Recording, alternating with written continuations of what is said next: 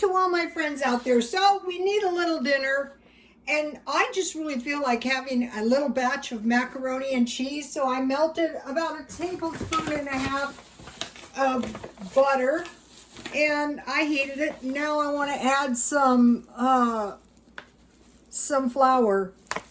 This reminded me of two things. This dinner reminded me of two things. One of my customers, when I was a hairdresser, fell into hard times, and she was living on the street. You know, you'd be surprised. You know, at the time, you know, when I was doing hair, it wasn't uncommon.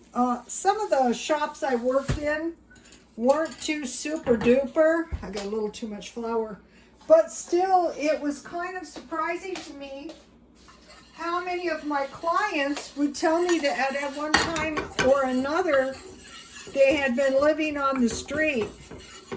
And I would say after something like that happens, you would never be the same. And she finally got an apartment. And what she did was she made herself a little batch of sausage, gravy, and biscuits. And I always think about her when I make any form of gravy. This is evaporated milk.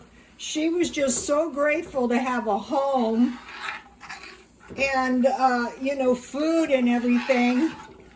And then I was thinking of all those people in Texas, mainly cold kids, and maybe even hungry kids, and maybe even cold, hungry adults too. And what a blessing, you know, your food doesn't have to be expensive. So the milk I used is, I stockpiled 2 cases of, this is from Smart and Final, evaporated milk. And I mixed it in this yogurt container because I have a lid that fits on this. And at night, you know, when I have milk mixed up like this, I will eat it with cereal in the middle of the night. Sometimes I eat yogurt in the middle of the night. So it just so happens that I have some Walmart Velveeta cheese, but it can be any kind of cheese. Okay, and I just cut off a square about this fat. And I want to add the cheese little by little. I mean, you know, why use your cheese up if you don't need it? So this water shortage thing in Texas and this no heat thing has really made me stop and think, you know, how secure are we? And I will be buying a few things. I've been trying to find camp stoves and a buddy heater and those kind of things in thrift stores. I do have a camp stove. I left my barbecues at the apartment. I left the little hibachis by the garbage can, and you know, I left my big barbecue on the balcony because I just had so much stuff I couldn't bring it all. So I do have a camp stove, but it runs by gasoline. So I want to get a propane barbecue. Probably the first thing I'm going to buy after this is one of those Mr. Buddy heaters. So I don't think this cold weather is even close to being over, not even.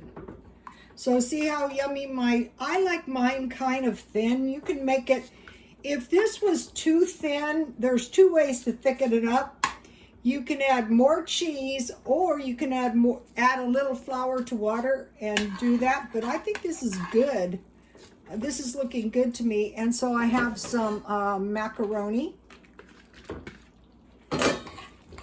And I want to show you something. I buy a lot of good stuff at the 99-cent store at the top of Fletcher Parkway.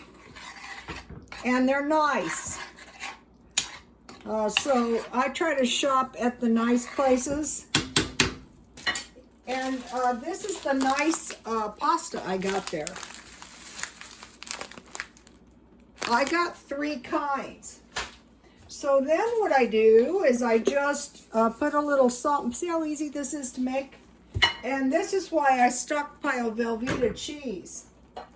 And this could be made on a camp stove. Ricky and I did a party, a bit of video, welcome to our party.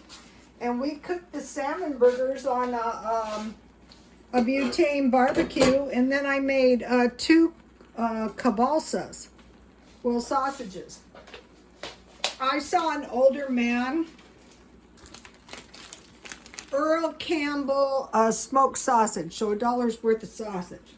So this is a super easy and a super cheap meal. Please like, comment, and subscribe, and God bless you all.